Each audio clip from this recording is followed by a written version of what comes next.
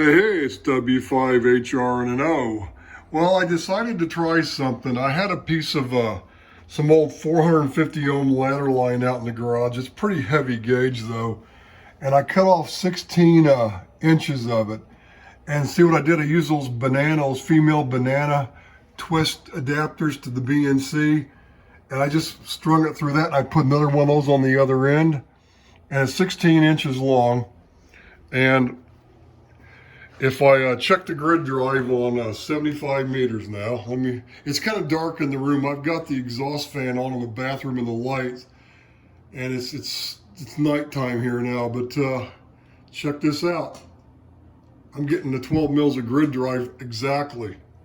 I won't be able to go through the relay in there yet, but you know, at the same time, I decided to wait to tune this exciter up until I get the grid drive up at least fairly high enough to where I can maybe after tuning it, it'll do something. Plus it's the amount of the feed line's gonna, change the tuning anyway. So I need to make sure I get it up high enough first.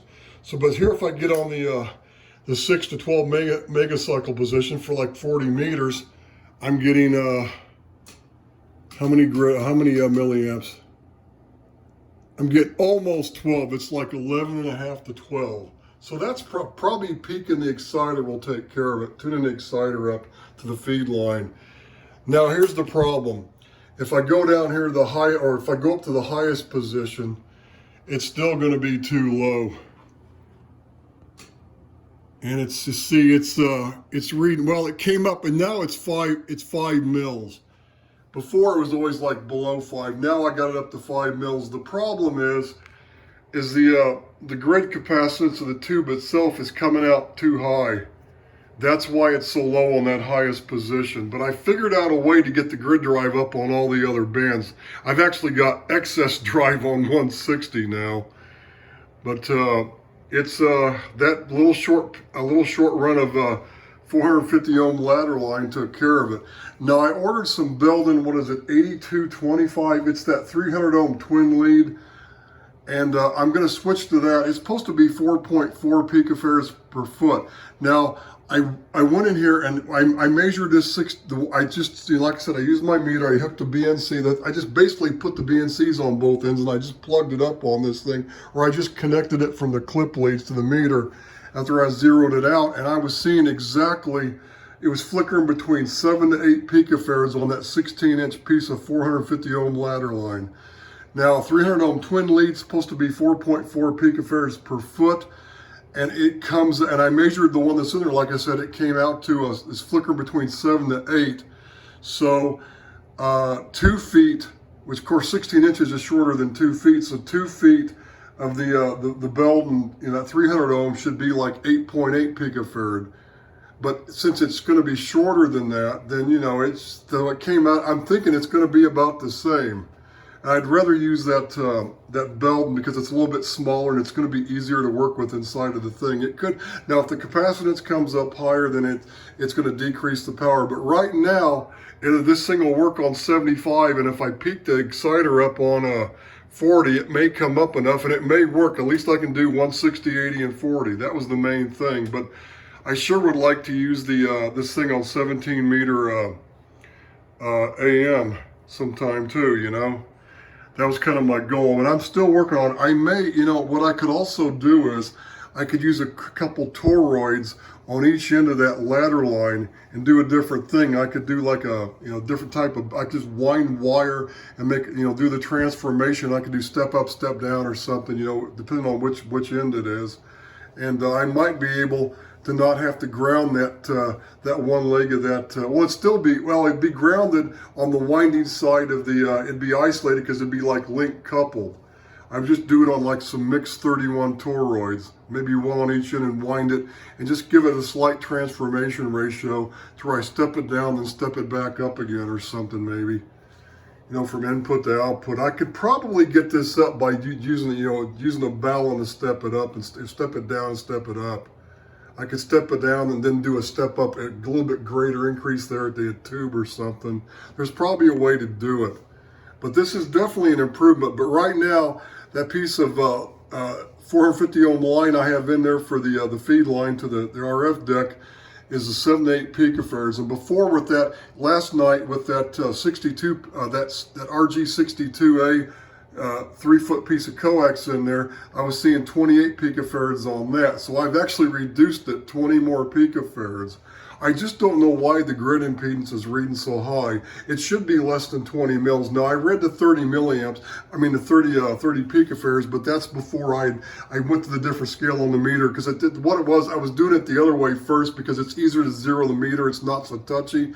But chances are the grid input impedance is probably around 20 some ohms like that coax was last night. It's probably just a hair below 30 is what it really is, or it's 30 something. So, you know, it was only showing that it was showing was 0.03, and I wasn't seeing the number after it. So chances are it's going to be less than the 30. It's probably just 20. It's probably 20 some odd picofarads, but that's still a little bit too high. And I'm wondering if there's something else I could do on the input to try to get it down a little more, because that's why the grid impedance combined, because basically what happens is that piece of ladder line I have in there now, that short 16 foot that's making it work now, is in parallel with the grid of the tube to ground. That's how it comes out. So that's, you know, so it's whatever the grid is with the 8 added to it. So if it's 28 picofarads from grid to ground, then the 8 picofarads from the coax to ground, that's what? It's 28 plus 8. That's how many picofarads, and that's going to be too high, I think, for that highest band. That's why it's decreasing it. So this is kind of a struggle getting this grid drive up. There's been some people before, some hams, one ham I knew of that was thinking about trying to use this to drive a pair of 4400s, and there's no way in hell. I don't care if that coax length was, 2 inches. It's not going to drive a pair of them. This was designed for a single 4400, A tube, and mine is a CG tube, so maybe the input capacitance, because it's a CG tube, is a little hotter. I don't know. The specs don't show it, but it's a little too hot. Maybe on the 4400 tube, you just have to have more power to higher bands to get it, get it out, get the power out. But like I said, I've got a fixed 280 volts on that 6000 tube screen right now. Maybe I need to raise it up to the full 300 like on the plate. I might have to increase the screen voltage some more to get it up the rest of the way. I shouldn't have to do that. That's going to be harder on the circuit and the tube. But, if I have to, I have to. But it may not be necessary. I got to figure out a way to get it to work on that highest band. So that's something I got to play with. That may need some tuning. That may actually need some tuning. Maybe I could figure out some way to put a gear on on the Pi network conductor here on the RF deck, to where it chain drives another switch, to where I can maybe switch a tuning circuit at the input to this thing on that highest band to compensate. I don't know. There's things I can do, but as you can see, little by little, I keep making progress. And right now, I got enough grid drive on 75 without doing any tuning or buffering. And it looks like it's probably going to work. As a matter of fact, if I put those on, after I align this exciter up, if the power doesn't come up enough, I'll just put the old tubes back in it, because I know it dropped down. It actually dropped down considerably when I changed tubes. So I may have to put the old tubes back in to get it back up again. That could also get me over the hump. I don't know. But I'm getting damn close. It looks like it's almost going to work on 40 meters now, too. It's pretty close. I think it will after I peek this thing out or put the old tubes back in. So that's it for now. This is W5HR and an O.